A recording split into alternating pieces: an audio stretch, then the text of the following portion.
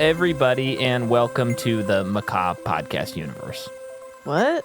It's been so long, I forgot what it was called. It's been a long, long time. We've been on maternity and paternity leave, which I think I had just referred to it as maternity, including myself, and then I realized later that I'm not the mother, so it's not maternity. I'm not offended if you use that word. It's okay. No, but I'm just saying that's... To be correct. That's how little I knew. Yeah. And as you know, the last time we recorded, Jordan was pregnant. And wouldn't you believe it, not a foot away is a baby in a playpen watching us talk.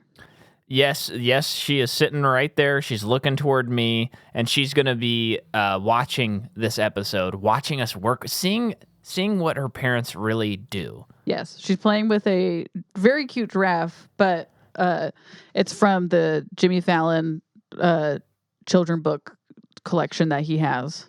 And I just hope that doesn't turn into anything for her. But she can like the giraffe. But anyway, here we are. We're back. I guess before we get into the movie, a couple of fun updates, I would say, is I just wanted to point out that while we were on paternity leave, we only watched 3 movies that had sequels or were in a franchise. Oh, what a break we needed. We truly were watching just movies that were just single entries. The only exceptions were Mission Impossible, the new one, Dead Reckoning, which we did make it to the theater to see, which is excellent and we all love.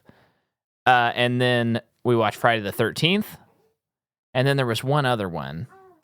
Did we watch it at home? Yeah, we did. Was it a rewatch? I can't remember. I was just looking at the list of movies here. The Trip to Italy, which kind of is a different sort of sequel in a lot of ways. Yes. And you might also be going like, man, Micah sounds really good. And that's because we got a new microphone. So this is once again to plug supporting us because now we got to take care of a baby.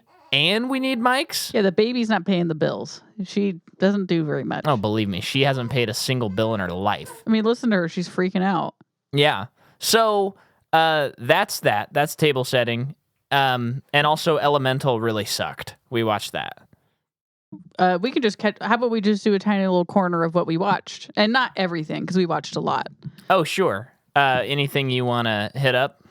Yeah, Elemental was a real disappointment, unfortunately. Spends most of the runtime trying to track down a leak in a city.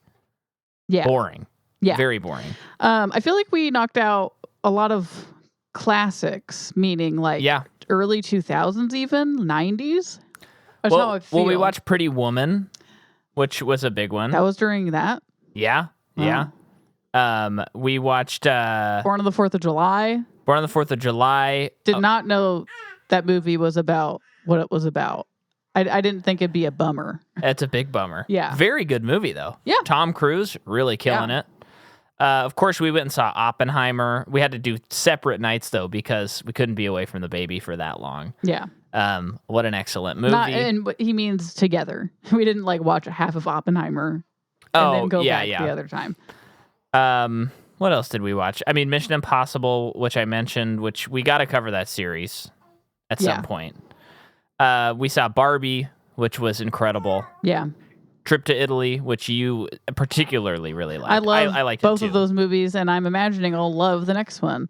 Yeah. Whenever we watch it. Oh, 2 more? Yeah. Okay, cool. I did talk about it briefly on the movie diary, if anyone reads those. But it is just, those movies are unscripted. It's just, is it Rob Brydon? I believe so, yeah. Brydon and Steve Coogan just driving around eating great food. The first one takes place in the English countryside. Yeah. This one's in Italy. And the food just looks to die for. And they're both just hilarious people. And they're just talking. And there is like things happen, they develop. But it's so loose, like crazy loose. But it's not boring. It's just a wonderful time. Yeah. I love those movies so much. And the weird thing is, and we've come across this a couple times, both with Steve Coogan things. In Britain, not the BBC, it's a TV show, and there's 10 episodes a series. So there's 4 series. Yeah. And each one is the trips. I want to get my hands on it. And there's like no way to watch it in the US. Yeah, we can only watch what has been edited down into the movies. Yeah, and it works. I mean, I'm curious how it could be 10. I'm assuming they got to be like half hour. There's no way that it's like 10 full hours. Yeah. But that's wild. And it's wild that it works in both formats. Yeah. Very weird. But yeah. And this is just my public cry for BBC to figure it out and give us back Alan Partridge, all versions of it, including the new season that came out like 2 years ago, and there's absolutely no way for us to watch it. Please do something. I am an American saying that, and I know I'm not the only one, but someone across the pond who would love Alan Partridge to come back. Yeah. Oh my gosh, it's one of my favorite things. I know it's an unbelievable like character and everything about it. I want to rewatch the one where it's like in the studio. Yeah. That's my favorite season. I want to rewatch that one so bad, but I'm going to rewatch all of it. Yeah. And in case anyone doesn't know, Alan Partridge, Steve Coogan, it's his character. And he's done different versions of this character. It's all the same character, but it's like there's a sitcom that he starred in, and then there's like his radio show, and then there's this newscast show and all this other stuff. And it is like some of the most brilliant comedy you have ever seen. Funny. It's so funny. It is so good. But that's not what we're here to talk about today. Yeah. No, it really isn't. We're here to talk about something else. Now, what happened is this. We put up a bracket because we were like, when we get finished with Mabuse, we should cover something that the fans want. And so we made a bracket. We got some suggestions. And like every time I've made a bracket, we've made a bracket. No, you make the bracket. Well, yeah. Don't give me credit. My sister was like, you have to cover Underworld. Put it on there. And she has pleaded and begged us to cover Underworld. She loves Underworld. And I was always under the impression that this was like a B at best series that nobody really liked. I was just under that impression, and it just made enough money to like get by. But she's like, no, you got to try. And I know my sister is probably sitting there and she's really upset right now because she already knows what we think of this movie. You asked for it. You literally posted and asked other people to do it. Yeah. But as I do... Is this what you wanted? It's like when we covered Fast and Furious. You guys wanted it. Yeah. You asked. But I will say, and for any new listeners, I always try to approach every movie, if I didn't like it or if I don't know what it is and I'm not sure, I try to start over and start fresh. Yeah. And give it a shot. Yeah. Because I don't want to start a series that has 5 movies and dislike them. Yeah. That's such hard work for us because it's so hard to watch it at that point. So it gets put on the bracket. It's been put on so many brackets, and it always loses, usually in the first round. And I was like, nobody cares about this series. It's not going to happen. But my sister rallied the troops. And guess what? She got it to win the bracket. This thing beat Die Hard. This thing beat Spider-Man, Sam Raimi. Jones. It beat Indiana Jones.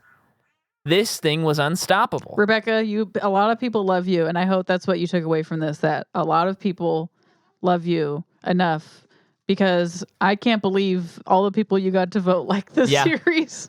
It is wild that it's just wild that she got this many people to vote, I would say. Yeah.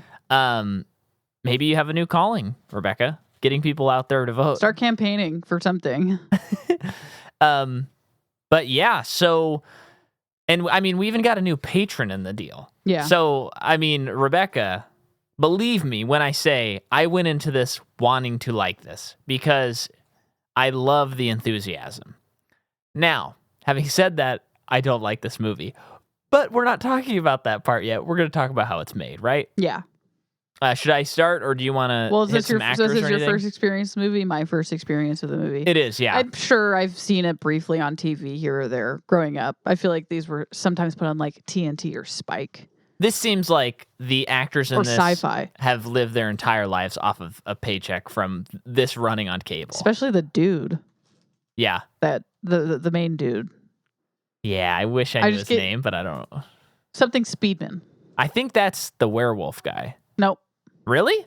Pretty sure. Scott Speedman is What do you mean by werewolf guy? Scott Speedman's the main guy. Which guy is the main guy? I Who guess everyone's obsessed with. Corvin. Oh, Craven? No, Corvin. Michael Corvin. Oh, okay, that's who I thought. Craven's it was. Shane Broly. Okay. Well, why don't you hit actors since you're here? Jeez, that guy's Irish. That guy did not know what he was doing with an accent. The guy who played Craven, not good. He sounded American 90% of the time, except for one shot. He decided to do like an Eastern European thing. Or maybe he was slipping out of the American. Probably I imagine he's some really old vampire and Transylvanian. And he couldn't do it. Woof. So his first 3 credits known for are Underworld movies. He's also in the movie Spread, Lazarus, Book of Fire, Japan. Okay, so a lot of things we have no idea what they are. Kate Beckinsale. I do know what Japan is, though. Me too. Kate Beckinsale plays Celine. Also, definitely best known for this role. Yeah. So when we started this movie, I said, I don't think I've ever seen Kate Beckinsale in anything. Wrong. I did see half of Click at a sleepover, and then the disc stopped working, and none of us liked it, so we didn't bother trying to watch it. And then she's also in The Aviator, which I don't remember. Well, and she's in Pearl Harbor. Aviator. So I've definitely and I'm sure seen everyone her. was in Pearl Harbor. No, I think Pearl Harbor has less people than you might think. Really? Yeah. I'll watch it one of these days. She's also in Vacancy, Prisoner's Daughter. Oh, I did want to see. Let's see. She, before Underworld, which is 2003.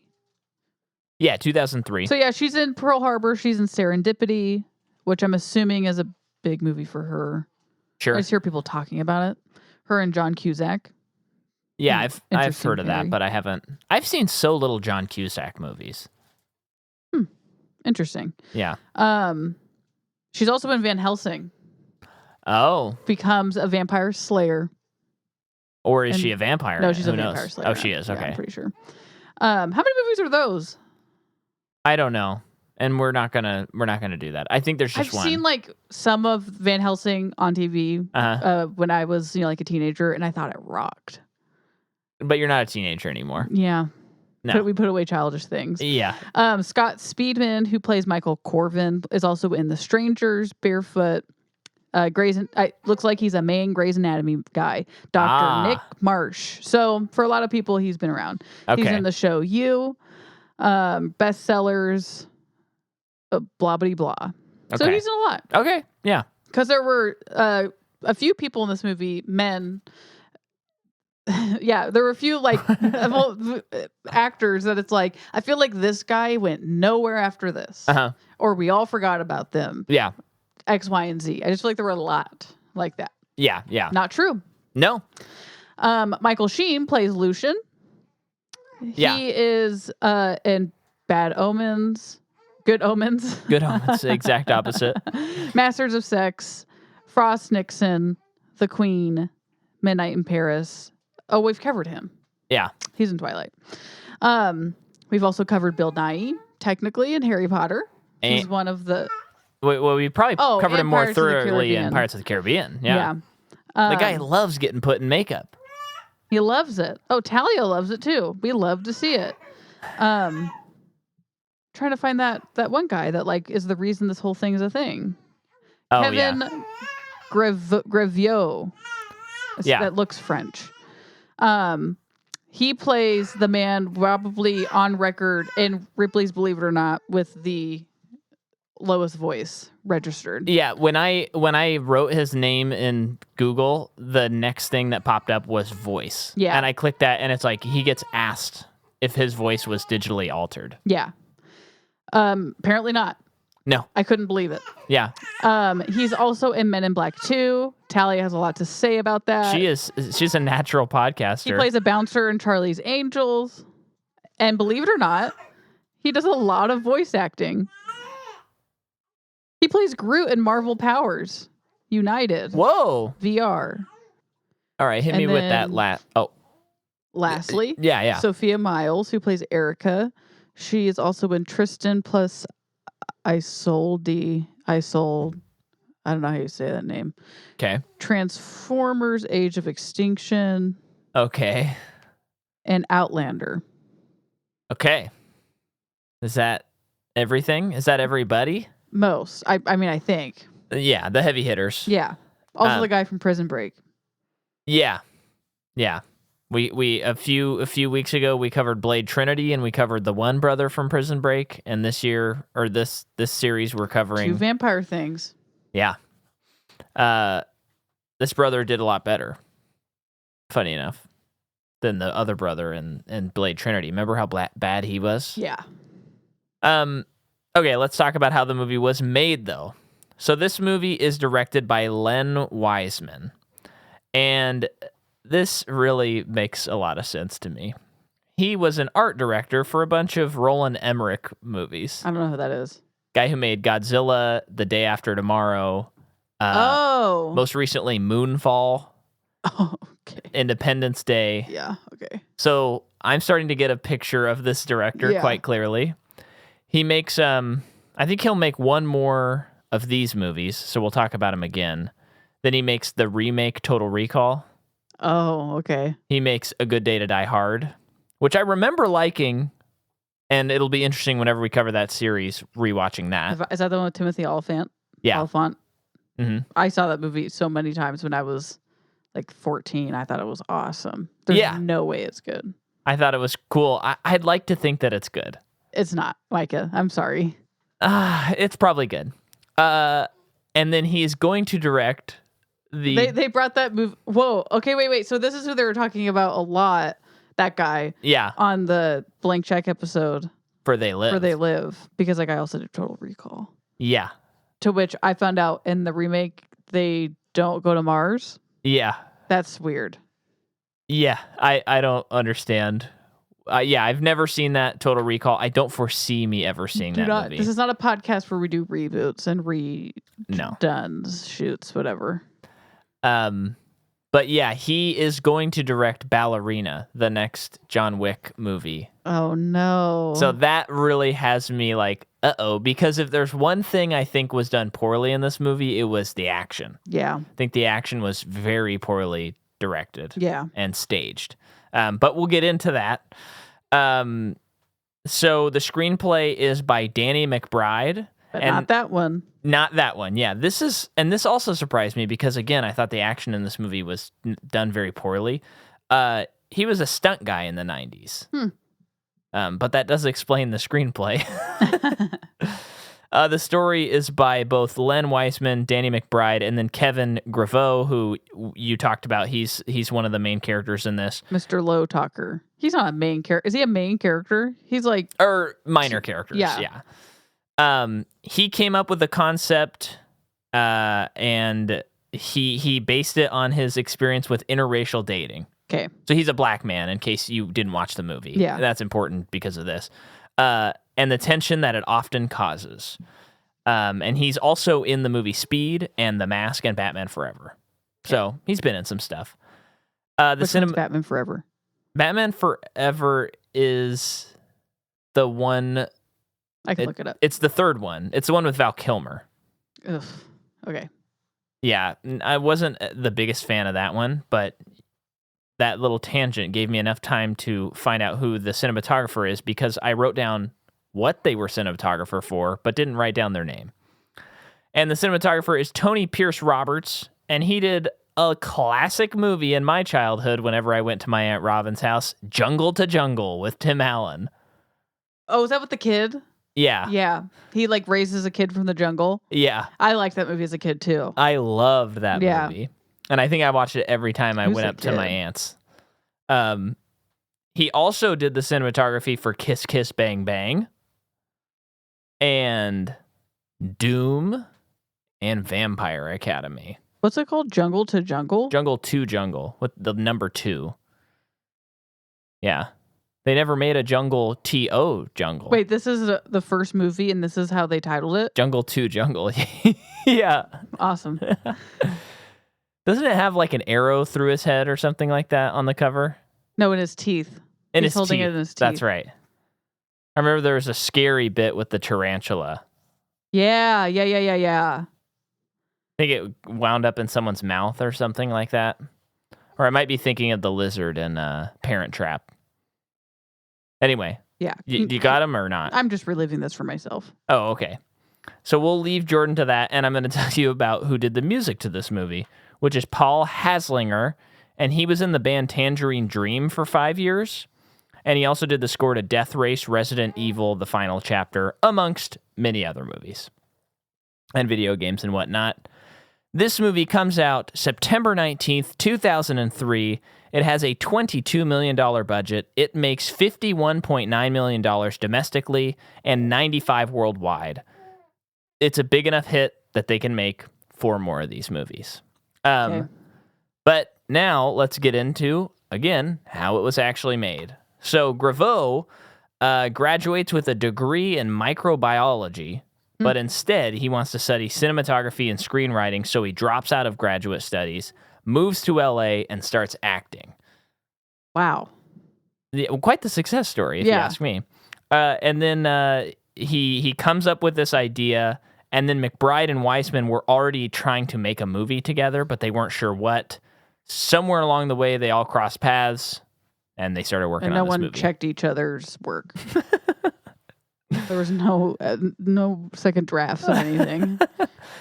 And then I am going to read this verbatim from Wikipedia. I did check these sources, though. This is legit. And this goes into something you told me about before we started recording. But the film was the subject of a copyright infringement lawsuit filed by White Wolf and Nancy A. Collins, claiming the setting was too similar to Vampire the Masquerade and Werewolf the Apocalypse games. These are video games, I believe. Something like that, I think. Both set in the, quote, World of Darkness setting, and to the Sonja Blue vampire novels. White Wolf filed... Might be Sonia. Oh, yeah, you're probably right. White Wolf filed 17 counts of copyright infringement and claimed over 80 points of unique similarity between White Wolf's gaming systems and the film. One of these points being that the vampires in Underworld drink blood. White Wolf Incorporated also said the script was very similar to his story. I wonder if they mean, like, how they drink blood.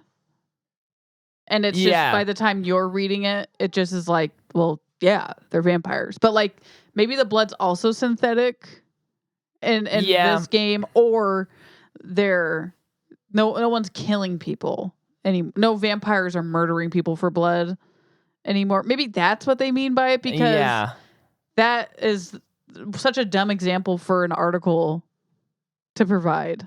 I know the person didn't make up that gaming company didn't make up vampires. That's confusing. They later settle out of court, so we don't know. And I think usually when something's settled out of court, it's usually like, okay, they paid them some. Yeah, they agreed on a payment, on an amount. Yeah, but to me, it's like, okay, so you're saying that they're ripping you off, but then when you bring up a point like vampire blood, I'm kind of like, okay, are any of your points valid? If you're also claiming one of the things and the werewolves are dudes that turn into wolves. Right. The next thing you'd do is be like, well, they also had out at a full moon. Yeah, exactly. Yeah. So I don't know. But, one thing I can say very calmly, this movie is nothing if not derivative. So it would not surprise me if it ripped off a video game. Because I think I'll wait till we start talking about the movie, but this movie is, let's just say it came out 4 years after The Matrix, and it really shows. And after Blade. 5 years after Blade. So it's like, okay, we saw the movies that perfect you saw. Perfect for fans of. Yeah. That's kind of all of the making of this movie. So this series is conceivably original. Yes. Oh, so someone also said this is like a Romeo and Juliet thing. Yeah, that's kind of what I believe Giroux said. Graveau. He was like, yeah, this is like a Romeo and Juliet story, which, I mean, it's not the best example of one, of course, but I will say that when we got to the end of the movie and they finally revealed the like 15th twist of this movie, I was like, oh, okay, this is kind of a Romeo and Juliet story. Okay, cool. Yeah. I mean, that detail I kind of liked about the movie. But if I can trot out the thing I told you yesterday, this movie felt to me kind of like a John Mulaney sketch about Back to the Future, where it felt like someone went into the producers and they were like, okay, so we all know that vampires and werewolves are at a centuries-old thing. And they're like, yeah, of course, we know that. Century-old blood feud. And then they say, okay, and so we also know that they need to get a certain human. Why is that? Well, we all know it's because there's this Cravino guy from the 15th century, or maybe earlier than that. And, he survived a plague and his body mutated. He became the first immortal, right? And everyone says, yeah, we get that. And he goes, but of course, we all know he had 3 children, right? We all understand that. And so he had 3 children. One of them was bit by a bat, became vampires. The other one was bit by a wolf, became werewolves. And then the third one didn't get bit by anything, but just was immortal. And so we all know this, right? I mean, this is just like base level stuff. And so then all we have to do is the werewolves in this movie are going to take the human descendant of the immortality, and he's going to make a super vampire werewolf, right? What do you guys think of this movie? That is a tall, steep hill to walk up. And that scene, so there's a scene where that is explained, and it is so fast. It's so fast, and it's so much information. I'm sorry, the guy who delivered it, sorry, like I could hardly understand what he was saying. Like he was injured because he had like been tortured to tell this story, and so he's like out of breath and like groaning from the pain. And then he has like a thick accent on top of that. He has a lot of exposition to give. A lot. And at this point of the movie, it's like, this is your premise. What are we I mean, the movie does have a natural premise, but this is you have your natural premise, and then this is what this story is, though. Yeah, I almost... This is not the twist. I almost feel like this movie... Because at the beginning of this movie, there's a quick monologue where Kate Beckinsale's like, hey, here's the deal, century-old war. Okay, you get it? And it was kind of a lot then, but I was like, yeah, whatever. Sometimes fantasy movies have to just deal the exposition right away. And I almost felt like they needed like a 5-minute Lord of the Rings style where it just told you everything. Sure, that would have been fine. And it was like, hey, there's this Cravino guy. Let's tell his story. There's this blood feud. Let's tell that story. And then you save the twist of like how the blood feud started. That would have maybe fixed like 20% of this movie. I think that would be completely appropriate. That wouldn't be like over the top or lame. I think that would be great for a series like this. Yeah. I mean, I think it would be a little annoying. It would set the tone a little bit better. But it would set the tone better, yeah. Instead of just making it a Matrix thing. Right. But hey, Rebecca, we're glad that you got this series, and we're happy to watch it. And we are going to try and watch a second one with fresh eyes. We always will. But yeah, so this movie's strange. I do want to point out something that Roger Ebert said that I thought was very funny. He said, Scott Speedman as Michael, a young intern who is human, at least until he is bitten by a werewolf, and maybe even after, since although you become a vampire after one bites you, I'm uncertain about the rules regarding werewolves. Hold on, I just Googled it. A werewolf bite does indeed turn you into a werewolf, according to a website about the computer game Castlevania, which hopefully goes on to answer the very next question I was going to ask. What would be the result if a werewolf bites a vampire? It is called a werepire or wolf zombie. The reason intern Michael is bitten by the werewolf Lucian, I think, is because the werewolves want to create a new hybrid race and gang up on all the vampires.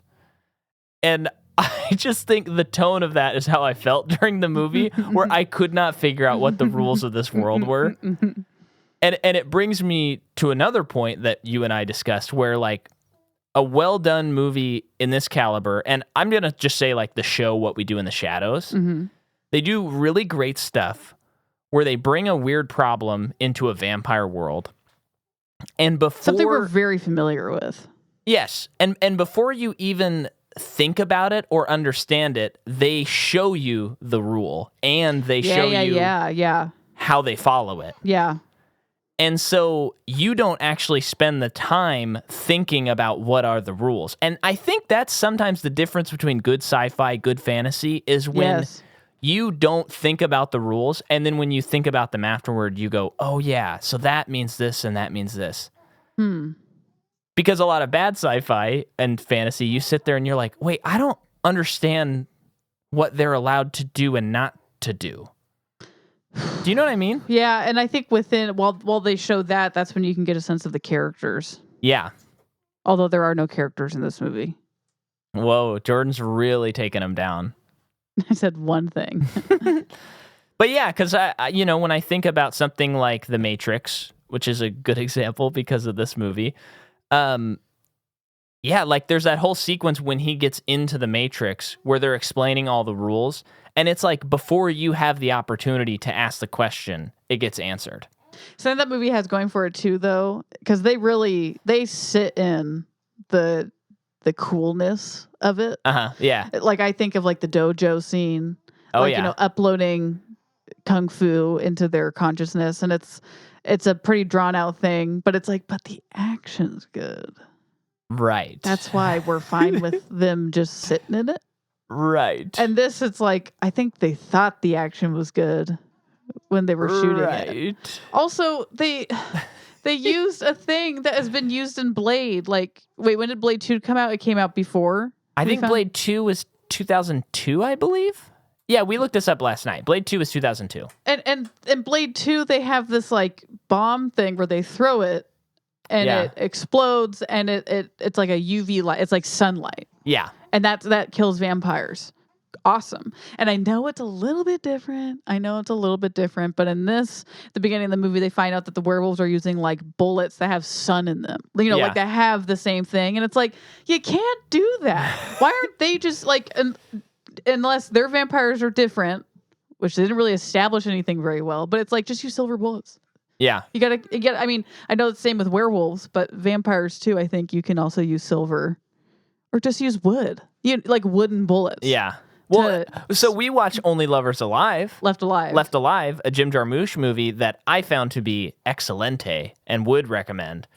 Tilda Swinton and Tom Hiddleston are vampires. Mm-hmm. And one thing is like Tom Hiddleston is suicidal, and he orders this guy to get him like a wooden bullet, and he's like contemplating like shooting himself in the heart. Yeah. See, that was cool because it was like I hadn't even thought of how a vampire would kill itself, but it explained and answered the rule in one scene as he's ordering that bullet. Mm-hmm. And I was like, I get it. I get this world. I get it. That I think that watching that movie like a week or two ago kind of shot us in the foot for this one. Well, yeah, I think that's true. It really establishes the rules well. I think that and this is just how I feel with vampire stuff. We don't take the wood stuff good. Like it's not like it's good enough. It's not sexy enough. And what we do in the shadows, they use it they do, a lot, and I think it's great. But sometimes I feel like in some movie, like in this movie, it's not cool enough. Yeah. To put a wooden stake through a vampire's heart or a bullet or something, and it's like, I don't know. Everyone knows it. Everyone knows it. So why do you have to try and contrive a bullet that contains like UV rays? Yeah. Although just because it glows blue. I do kind of like that.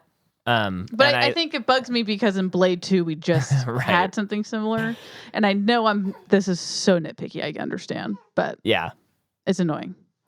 But yeah, and before we dive into the plot, I just want to say that the score to this movie felt to me what I imagine an AI generated score would be. I think this is one of the worst scored movies I've ever seen. I think maybe written by an AI.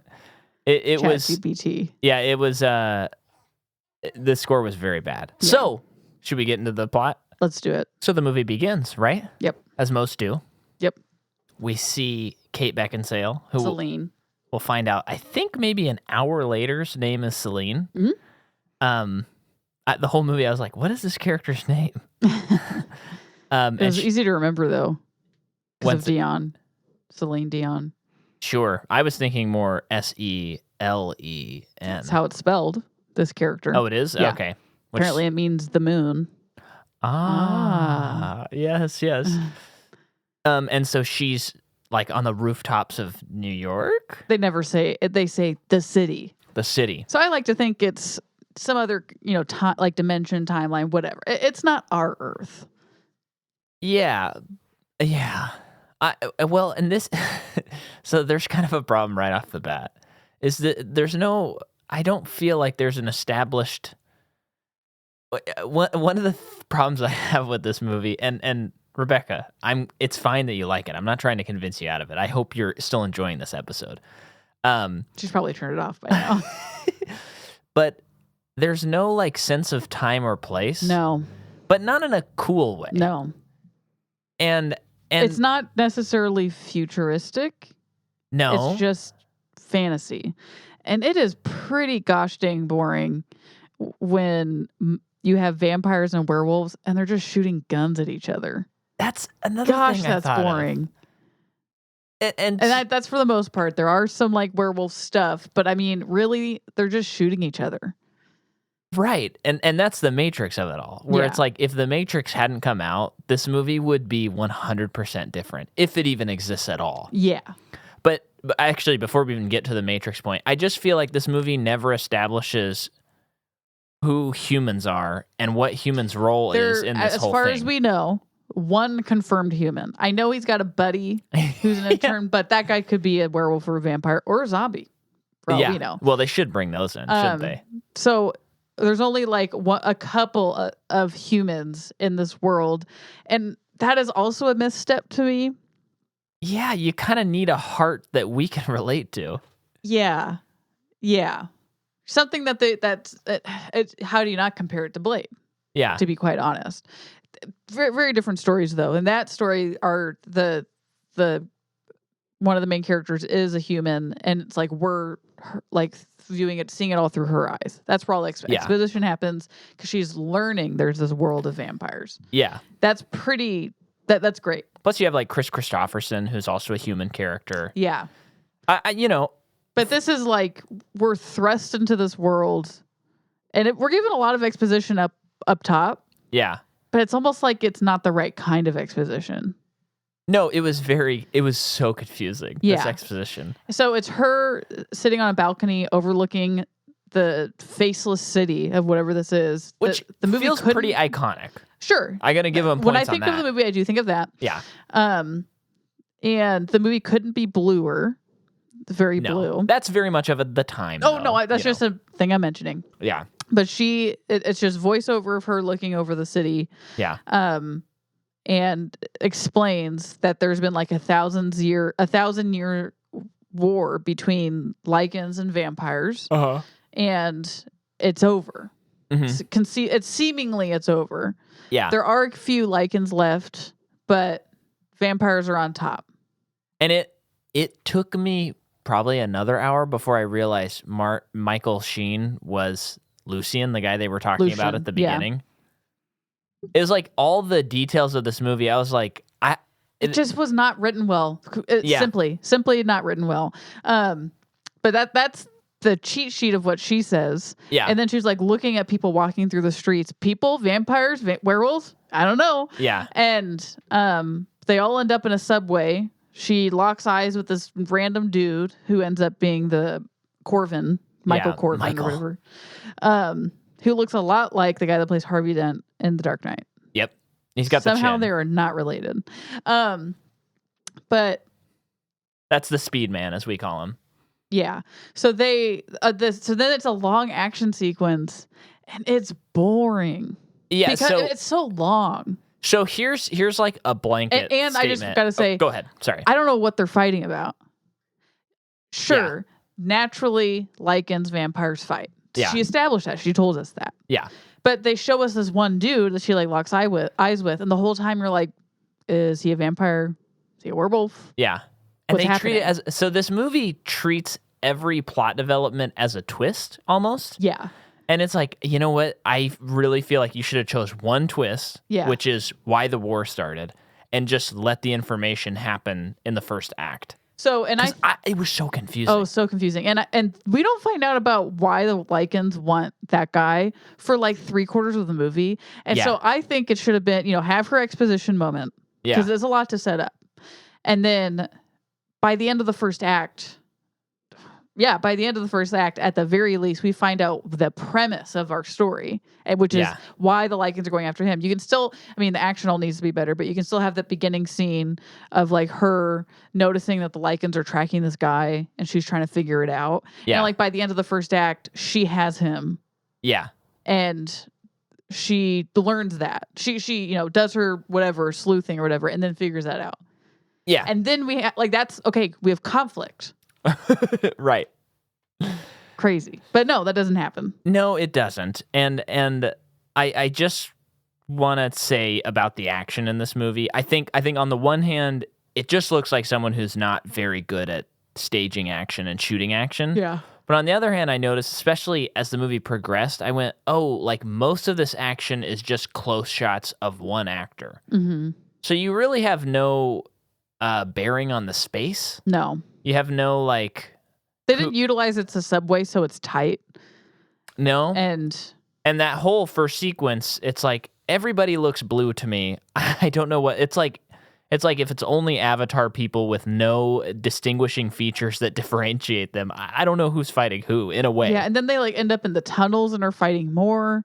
And then like I was so confused, but like by the end of this action sequence, she's like still in the tunnels because she's hearing things and like happens upon like a den of werewolves who seem to be like fighting each other.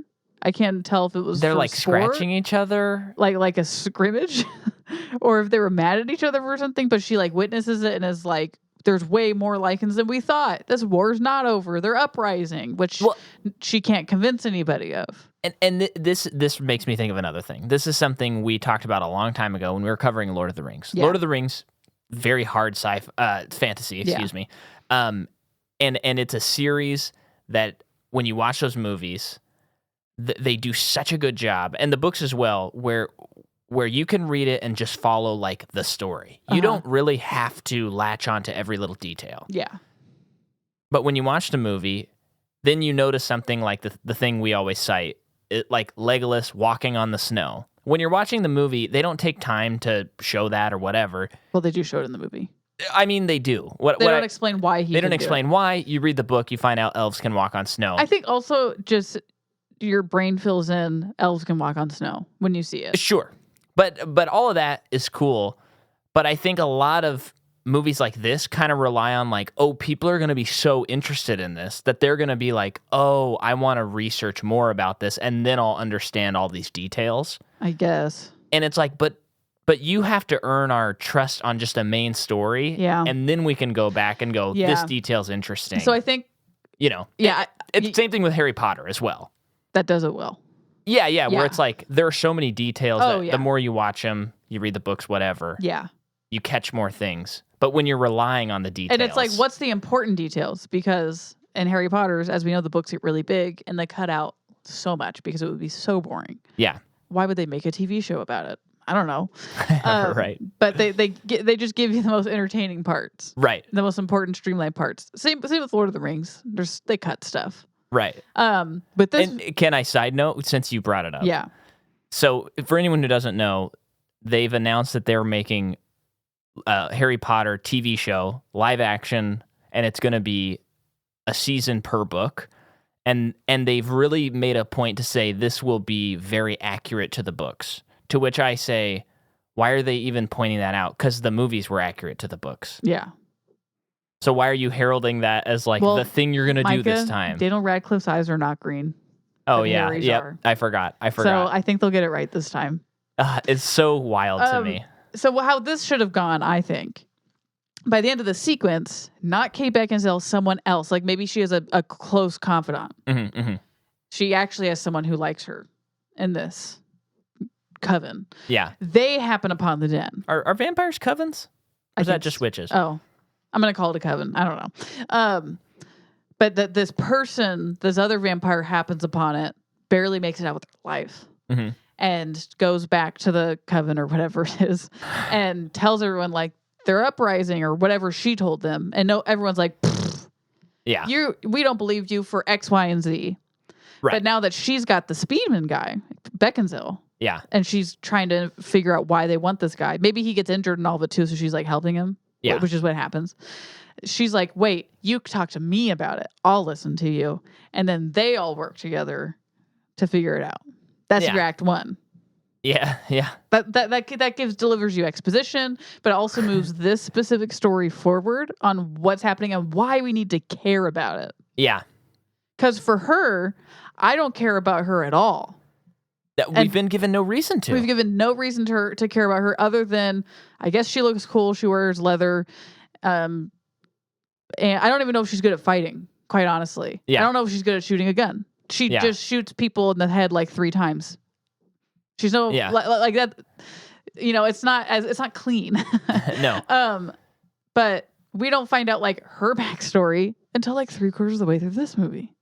Yeah, they're saving everything. Yeah. It's like this person was raised on the movie Fight Club only. They watched Fight Club and The Matrix only. What do you and mean they about were like, Fight Club? Well, it's like the movie has a big twist. Oh, and so they're like, awesome, I'm going to put like 30 twists in this movie Yeah. and save everything to the end for you to understand what this movie is. Yeah. Now, here's what I'm going to do. Huge praise for this movie, okay? Okay. This is not just going to be a pooping on this movie session because this is 2003 and all the changes of people to werewolves and vice versa. Oh, they're cool. Were the CG not bad? Is there a little bit of like practical stuff going on? I think there was some blending there. Yeah, I thought it looked good. There's a little bit wonkiness, but for 2003, I mean, I honestly think that the werewolves in this movie, here's my guess. As we progress in the series, I think they will look the best in this movie than any of the movies. Yeah, you're absolutely right. All the makeup was good in this movie. Yeah, and the other cool thing is the werewolves, when they were werewolves, almost all the time, they were actual costumes. Yeah. And they looked good. Yeah, they did. I was very into the werewolves. Yeah. But even the Lycans, vampire, the Victor vampire dude, he looked gross and cool, which I was really nervous that he wasn't going to. Yeah. Today they would have CG'd that character. Yeah. And then when Speedman becomes the creature that he becomes, I also think he looks cool. Yeah. Really cool. Absolutely, yeah. I feel like, because I think the last of these movies came out in 2016, I think.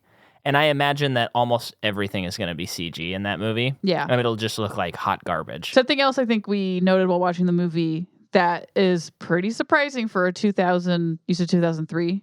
Yeah. For a 2003 movie. First of all, female lead. That's wild. Yeah.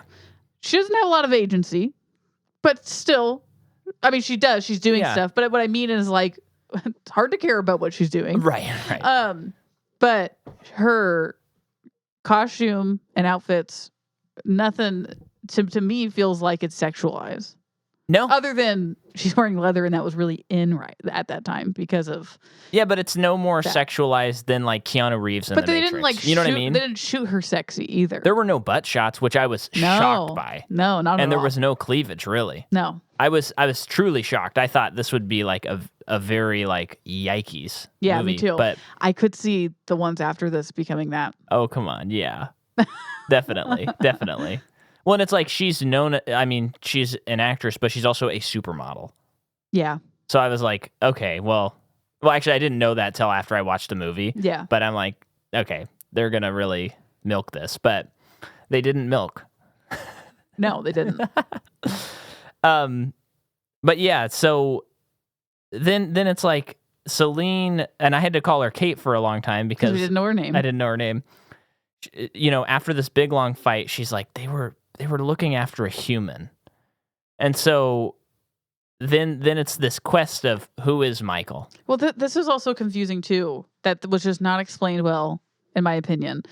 So they all go back to the mansion. That it seems like all of the vampires live in this mansion together. Yeah, in this city. Cool. I'm gonna go with cool. They could have done it a lot better. Yeah, but the sets were bad. The sets were bad. Yeah. I did see somewhere like they were trying to not go, classic gothic. Yeah. But I don't think that they did a good blend. Oh, then I think I said in the same thing I saw, it's like, but since the movie's now been dated, it's kind of known for kind of being gothic.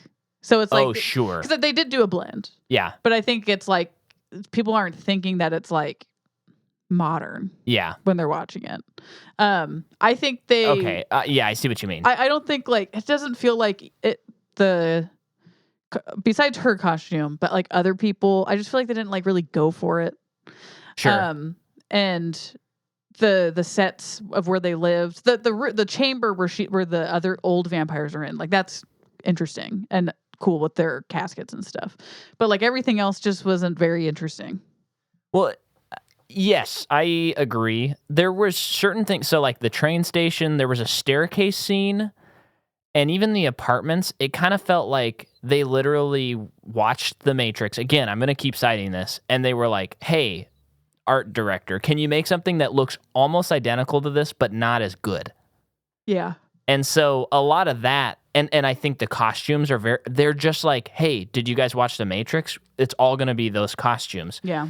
And it doesn't have the style that The Matrix does, and it feels like it's just copying The Matrix. Yeah. So it just doesn't. It's not its own thing. It's not unique to itself. If there was no Matrix, I think that the style of this movie would really pop, but also it wouldn't exist. Yeah, it's weird. So, yeah. So the thing that is confusing is... But it's time to bring back leather in movies, am I right? So they're all back at the house. There's some like event happening that she needs to get ready for. Everyone's getting ready for. There's like, it sounds like another coven is like coming. I think like the Council of Vampires is coming. Yeah, they're coming into town. Yeah. But she's, focusing on this dude instead. Yeah. And is not paying attention to that or participating. And she finds his address and goes there instead. Yeah. And they really wanted us to know what the address was. And yeah, the camera like zoomed That in. was refreshing because these days it's like, I can't read and I have glasses on. / it's like not necessarily important, but like they wanted us to know. And you know what? Thank you. The funniest thing that I ever saw about the movie Top Gun Maverick is they said, this person on Twitter said something like, I know that everybody is talking about how excellent this movie is and all of the intense action and it's such an achievement, but I want to highlight that this is the only movie I've ever seen that has nailed how to show text messages. And it showed it.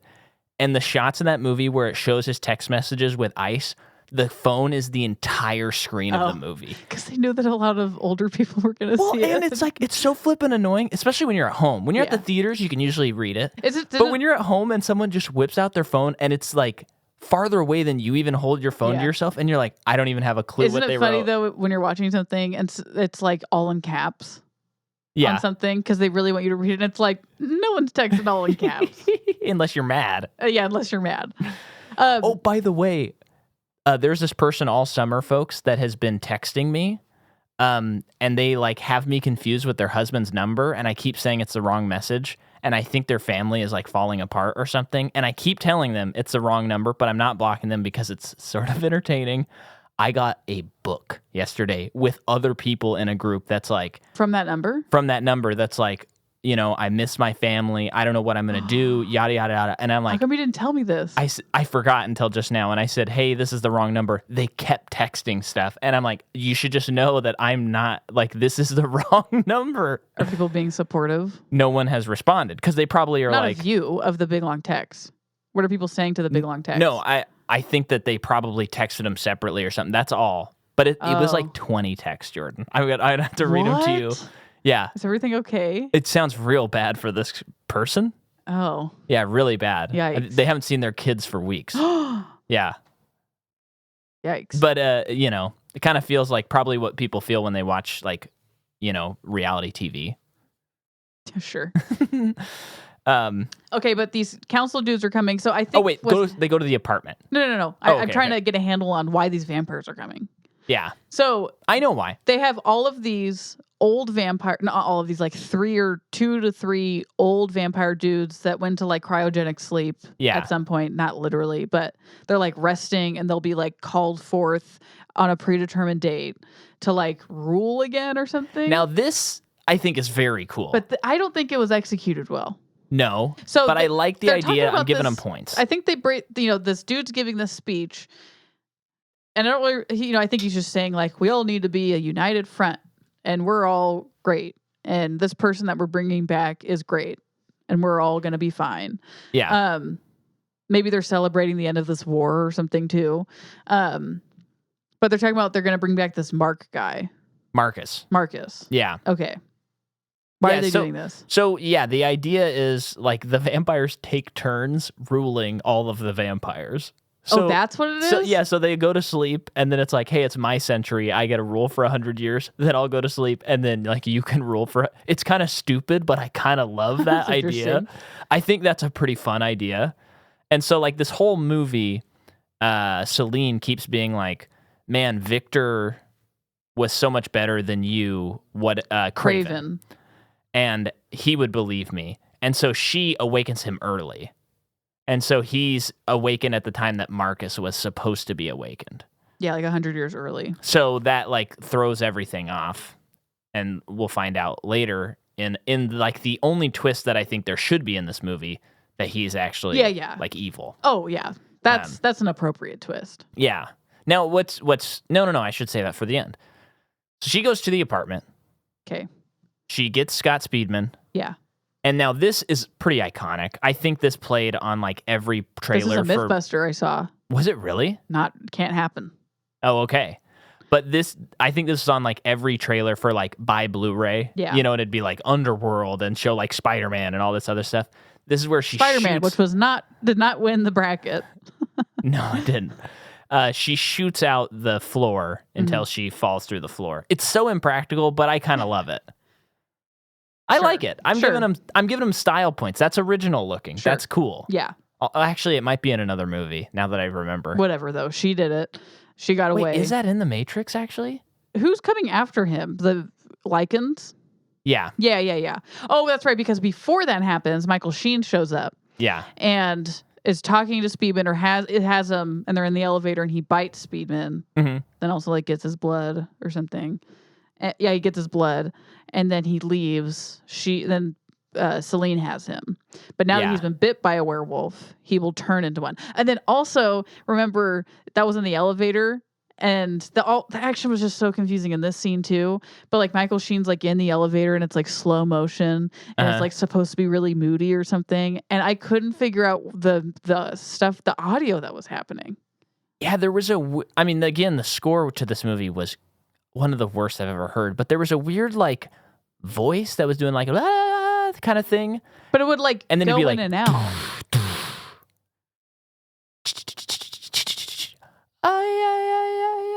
It was like three different things, and they weren't. And I couldn't tell they if weren't there was, even like, mixed loud some enough kind to of, like, realize. hip hop thing going on underneath it. It was so weird. Or what? Maybe they're, I don't know. I don't want to speculate too much.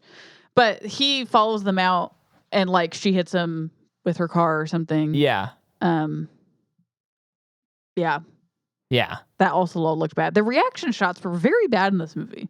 I mean, I'd imagine there's some reshooting going on, right? There were a couple shots that was like, I think the actor had to come back to set to do that. Don't you think that some of the reactions looked really weird on people's faces? Yeah, yes. I mean, there's one with Bill Nye where he, like, a big revelation happens and he just kind of opens his mouth a little bit. Like, yeah. Then Celine's like, I gotta wake up Victor. Right? She has Michael, and everyone's, like, not believing her. Michael. They're in the car together. She passes out because she got hurt really bad. Yeah. And then he saves her or something. Yeah. Like in an underpass. She wakes up, takes him back to the Coven area house mansion. That's when we find out her name's Celine. Yeah. And then the other vampire girl is in the room with him and is like, I'm going to turn him. Yeah. And she sees that he's been bitten by a werewolf, and she right. lurches up to the ceiling and hisses at him vampire-like. Yeah. And he freaks out and jumps out a window. Yes. And runs away. Now, something that happens that I think there's nothing funnier than seeing, and this is actually a little bit later, I just don't want to forget to say it, when Michael comes back to the house, seeing the vampires huddled over security cameras and trying to operate, like, their Ring doorbell is very funny to me, because it's so, like, it's so much technology for, like, ancient creatures. They're basically not vampires in this. But anyway, they don't even drink real human blood anymore. Yeah, that a nice little detail. Though, Yeah. Because at one point someone did say something like he got tired of having farm animals or something like that. But I think like in the big reveal, that's when I that think was they said. would they used to feed on livestock, like actual livestock. That's what. Yeah. Yeah. But yeah, so then she's gonna awaken Victor finally. She looks into a mirror and she tells the mirror like all of the things she needs to tell Victor. And vampires can't look into mirrors. Well, these can. So that's, I mean, what next? Are they going to sparkle? If only. I wish. And so then she awakens. Who is Bill Nighy? So then, but that whole scene's like it's just all shot so weird. She's like talking in the mirror. Yeah. Is she actually talking in the mirror? Or is it voiceover? Okay, so she's like talking in the mirror. Oh no, I think it's like her head is talking to the mirror. Yeah. That's just not. It's a boo-boo. It's a boo-boo. And then she's explaining reawakening, and it's just all done not well. Yeah, but I like the concept. Again, I'm going to say I like the concept. The concept's cool. The imagery's cool. I like the sarcophagus or whatever he's in. Yeah. There's a tactileness to bringing him up out of the ground and putting she gives her own blood. Like I think it's her blood that reawakens him or something. Cool. Yeah. And I was like, please, I hope that he doesn't awaken and he's like beautiful or something. Please be gross. And he was. And he had all these like tubes of blood in his back. I mean, all that. Great. It made me think of like if it was a comic book panel, like how cool that would look. Oh man. Yeah. It all of that stuff and him like slowly turning into the actor Bill Nighy. Yeah. Yeah. The progression was cool. I didn't expect that. It's just, that's kind of like my one real positive point on the movie. Yeah. But it also just kind of, she says something about like, if like usually a whole experienced vampiric council awakens someone, and I'm not very experienced. Ritual to it. And so when he awakens, he's like, "Oh my gosh, you gave me all these scattered images. I don't really get it." But that has like no bearing on the story. It's not like he goes crazy because he was awakened incorrectly. He's like, you didn't really fill me in well. Well, he doesn't find out right away that he was reawakened prematurely, even, right? Yeah. He like is awakened and he's like, it's my time. Right. My time. It's my time. But do you know what I mean? No, it's like, I get it. Why'd they even bring that into the movie if they're not gonna show any consequences? Lazy writing. That's straight up lazy writing. Because where he's like, I just got all these flashes of images, and it's like, so they're telepathic? Yeah. What? Like that, it's just so blasé. Yeah. And then even with, this is less, this makes actually a little bit more sense with the werewolf thing as Speedman is turning into a werewolf. Yeah. He's like getting flashbacks to an event that happened that he did not experience. But it's almost like a hive mind because they're a pack. Yeah. I think that's cool. Yeah, but again, it was like, oh my gosh, when are you going to reveal what is happening? And then when they finally did it, it's like, oh, we're sticking with this style for this whole scene? Okay. Just wanted to make sure. It's just like the movie's just truly a hat on a hat on a hat on a hat. It really is. So one of the other millionth twists, I know I'm jumping around now. Yeah. So Michael Sheen has Speedman. Yeah. And they're doing experiments on him or something. They found out that whatever the whole movie, we don't know why they're like experimenting on people. And they have this like serial killer or like a detective's yarn chart. Yeah. On a wall. And no idea why. They're looking for when this should have been explained in the first act of the movie. They're looking for Pepe Silvio. Pepe Silvio. Yeah. Silvio. So this is when we find out. Well, no, this isn't. But anyway, so he's turning into a werewolf. There's a full moon in like 2 days. But they can't let him turn all the way? And is that what it is? I don't know why, because they were like, we have to stop him from turning right now. And they had to pull over and like inject him with something to stop him from turning. And then at some point, like Celine gets the guy. I don't even remember her getting him. So yeah, she gets the scientist. Let's just skip there because this is the exposition dump. Yeah. Where it was really hard to follow. And this should have been explained from the get-go. This should have been we should have known why they were the after movie, Michael. Because then we would have cared about what was happening. Yeah, exactly. We would have cared why like I would have not wanted the Lycans to have him. Yes. If I had known this. Yes. Because from what I've been told from our main perspective of Celine, vampire, Lycan bad. Yeah. So the Lycans... we've been given no reason why they're bad. And at some point in the movie, we find out that Lucian and Craven are working together. And it's like, that could have...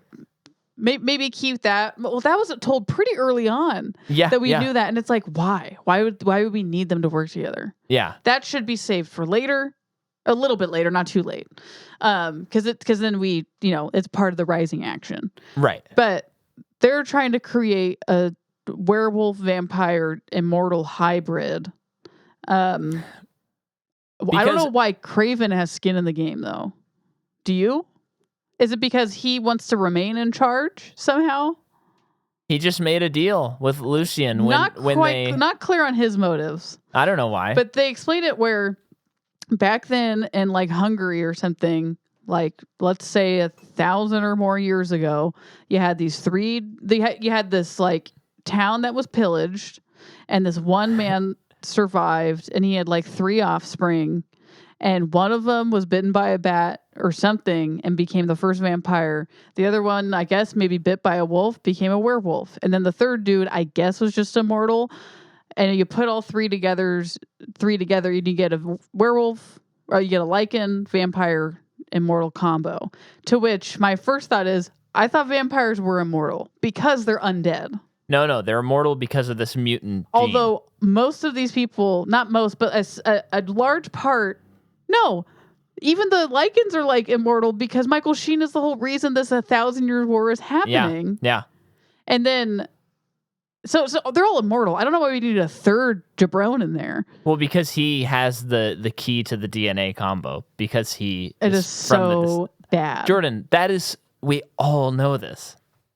That's in the production meeting. I don't know why Michael Sheen... Well, I understand why Michael Sheen would want it. So later in the movie, this is the twist. And they did put this near the end. So this is an appropriate place twist. But this is like the 17th twist at this point. Yeah. This whole flashback we're seeing, we finally get the full-on thing. Edited. I don't like how it was shot. No. But Lucian, Lycan, in love with a vampire. This is the Romeo and Juliet of it all. Yeah. They just slipped it in at the end. The Montagues and the Capulets. So she is, the daughter of Victor. And he found out about their love, and is like, no, this can't be. This is unnatural. And I guess she was already pregnant, so that she was pregnant with an abomination. So he killed his own daughter in front of Lucian. Which finding out that she's pregnant makes sense, because at first I was like, why don't you just kill the guy? Why don't you kill your daughter? Yeah. But she's pregnant, so that's his reason for it. Don't know why they didn't kill. Oh no, because then Lucian got away. Yeah. But this is why the war is the war. And this, as far as a story structure. Or a story thing, I think this is cool. I like this. Yeah. And having this whole thing where, because also Michael Sheen talks about how they were all subservient and servants to the vampires, all of the werewolves. Oh, did he say that? Yeah, and I was that's kind of interesting. Okay. I like that. And so then he, had like a lower class, upper class relationship, and then they have these 2 bloodlines that they're mixing, so that's bad. And so then this whole blood feud starts from that day. Yeah. And so this whole time, Celine has been on the wrong side, basically. So we find out about her that when who knows how long ago this was, but werewolves were killed all of her family. Yeah. Including like children of her family, like killed them. And Victor came in, swooped in, and saw her and saved her. Yeah. And turned her into a vampire. So he's like her father. And I like she's this like too. His I like this. Daughter. Yeah. And that's why the whole movie, she's like, Victor, Victor, Victor, because, one, he's in charge, but it's also like my authority figure. I whatever. So that's also her reasoning for bringing him back. But we find out it was never werewolves. It was vampires. It was him that killed her whole family. Yeah. Because he had bloodlust. Yeah. And because she reminded him of his daughter, he didn't kill her. Yeah. And he did. So it's like all selfish reasoning. Yeah. So like everything she knew was a lie. That's fine. I like I'm fine all with of that. I like. And I do think I just think all those twists work here. Yeah. And that's good. But all of the stuff with Michael, it's like, let us know in Act 1. Yes. You got to let us know. Yeah. Because I never cared about him. No. Not even one time. No. And so then she's in this. What I do find a little bit fascinating about this is, okay, there's more movies. So I believe I read one of them as a prequel, at least. Oh, yeah. I think you're right. But I think the next one is not. Okay. And what I find fascinating is there's been this blood feud for centuries, and she's been on the wrong side of things. By the end of this movie, she changes her mind. I do think that does create the potential for a very interesting sequel. Yeah. Because it's like, it's kind of open-ended. Yeah, whose team is she on? So I am, while I think this was completely underwhelming, I'm like, there's potential that there's going to be at least something interesting to dig into. See, Rebecca, I'm already back on trying to like this again. So it's because you slept on it. Yeah, and you're kind of already forgetting about the movie. Yeah. So anyway, yeah, that's just what I want to say there. Well, it's a little unbelievable they did this movie 1. This is sometimes like a movie 3 thing because we are unwilling to say goodbye to characters. Yeah. But I feel like sometimes when it's the first movie and it's unproven, there are stakes. Uh-huh. But they introduced this bullet when you shoot a werewolf with it. It's like silver and it instantly goes into like their veins. Instant bloodstream. Therefore, instant kill. They can't take the bullet out in time to not. Yeah, they die. So of course, Michael Sheen gets shot with a couple of them. I think like 3. Yeah. And I just like, I feel like I even knew when it happened. Like, no, his story's not done yet. And he didn't die. And he did end up dying though, right? No, I don't think so. I thought he maybe did. But it was just like, why have the bullets? Yeah. It didn't make any sense. I don't understand why. It was so bad. I'm pretty sure he didn't die. Now I'm questioning I feel like he died once they finished his arc. Okay. But I'm already kind of forgetting. But like not in that scene. And like it was like the next night or whatever. No. It was not the next night. If he had died. Let me we have no idea what his character name is, right? Lucian. Oh yeah. But Scott Speedman finishes his transformation. She bites him, so he becomes Lycan vampire bro. Mm-hmm. The makeup is really cool. He gets to fly around on cables, which looked fun. No, Craven then shot Lucian multiple times in the chest, killing him. So it eventually did kill him. So it's okay. So I rescind. It's just annoying that it didn't happen as they make it sound like it'll happen then. Oh yeah. I even wrote Craven kills Lucian. Okay. Oh brother, Micah. But there's a fight between Victor and Corvin, and it just is so funny to me to think that Bill Nighy is having a fight scene with this young man. Yeah. Oh my gosh, it was so silly. But that fight scene was not bad. No. It was fine. Yeah. And yeah, I think him being like this blue ripped werewolf thing is kind of fun. Yeah, he looks cool, I thought. And then he does, she slices his head off. The Victor. Celine, yeah, because she decides like, no, everyone's right. You were the bad guy. Yeah. And hey, I like that. I love when someone cuts someone, they walk away, and then they fall apart. Yeah. I love that. Yeah. And the way they did it, they did a little trick photography stuff, and it was kind of funny looking in a cool way. Confused by how vampires get killed in this already. Yeah. I guess we have the bullets with UV rays in it. That makes sense. That tracks. But usually, like, I'm not convinced you shoot a vampire in that with the arm. That vampire will die. No. I think you got to hit him in the heart. It classically, it's a heart kill. Yeah. Twilight, they do it differently, but they do everything differently. But isn't there something too with a vampire? Because I think they did this in What We Do in the Shadows, where you stake their heart, then you cut off their head, and you have to like put their head off of soil or something like that. Might be canon somewhere in some like old story. I think you have to bury them without their head. The heart is crucial, or bury them without a heart or something. Yeah, there's something about cutting off their head. Yeah, you might be right. But I think that's like like in addition to staking their heart. Yeah. So, was it in Blade where it showed? Oh yeah, and remember in Blade 2 when they're trying to stake their hearts, and you see they're doing the autopsy on the super vampire, and it like has a cavity over its heart. Yeah, that was cool. That was cool. Yeah. A movie that came out just 1 year earlier than this. I'm just confused by the mechanics of how the vampire, what the vampires of this world are. This is the problem with this movie. Yeah. I just don't understand the movie, and it's not like, Micah, you didn't get the movie. It's like, no, the movie did not tell me the rules to this movie. Yeah. I mean, again, I'll go back to the Matrix. What if in the Matrix, like, they didn't establish you die when you're in the Matrix for real? And so you're just like, oh, those people died. Maybe. I don't know. Yeah. Because they never established that rule. I'm curious if the next movie will go over the top and over explaining, and it's like, it'll be beating us over the head with how things work. Yeah.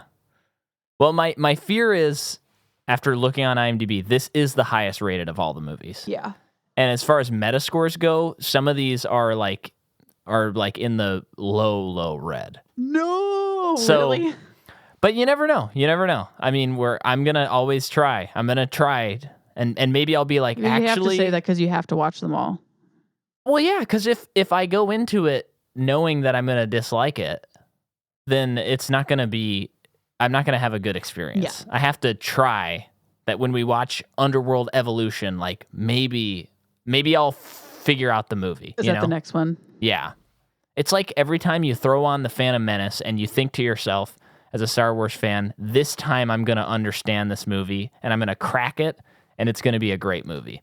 And then you finish it and you go, man, that's a terrible piece of crap. But immediately afterward, you're already kind of nostalgic for it. It's a weird thing. It's a weird thing. Even when I get distance from Attack of the Clones, I think maybe that movie isn't that bad. But it is. And that movie's like one of the worst blockbusters made in the last 30 years. I mean, it's worse than Rise of Skywalker. But that's kind of fun, except for the plot. Anyway, we've talked about those movies before. Did we do it? I think we did. I think we did it. Scatterbrained wise. I think we did it. This is our first episode back. Feel a little rusty. Felt a little rusty, but we did it. We did do it.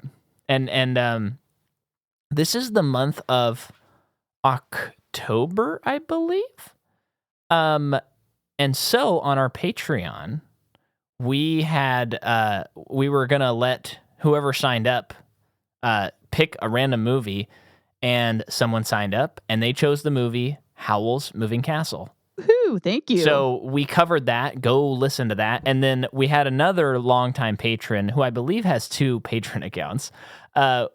He asked us to cover the Ghost Rider movie. So November and December. I'm pretty jazzed about that. Yeah, we're going to do Ghost Rider. And then we are going to be doing, in 2024, a huge, epic series on the Patreon only. That is going to be pretty exciting.